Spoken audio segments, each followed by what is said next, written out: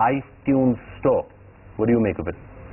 Okay, see, now again we're going to go into an area where I'm completely and totally not very interested, but I know.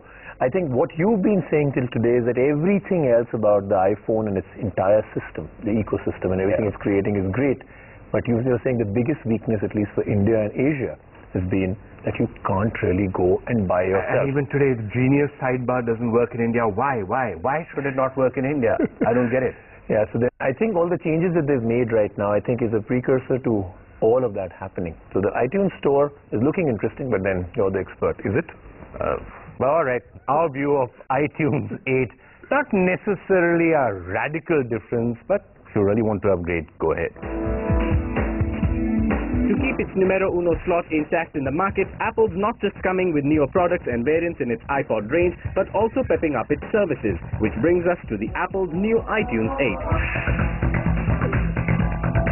Brand new version of its media player and sync application, iTunes 8 gives a fresh way to browse music with improved accessibility for the vision impaired, and here are some major new features.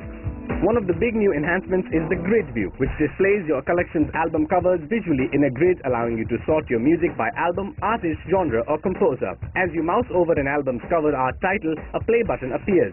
Skim your mouse over titles when sorting by artist, genre or composer, and the tile will quickly flash the album art for items sorted under each category. Click on the tile to play all songs or videos in the tile. Double-click the tile to view everything categorized under that tile.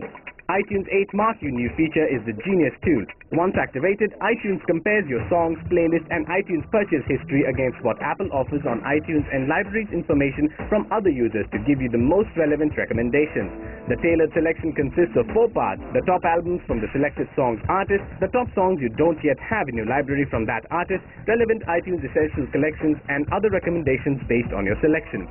The other half of the functions, the Genius playlist, let the iTunes generate a playlist containing songs in your library similar to the songs you selected. The playlist is limited to 25 songs by default, though you can create playlists up to 100 songs. In case you are someone who doesn't compromise on the audiovisual quality and don't mind paying an extra buck for it, then Apple has added HD TV shows to its iTunes stores, and approximately 150 rupees per episode is what you need to spend to get one for yourself. Be careful though, as file sizes can add up quickly, as one episode can take as much as 2 GB of disk space.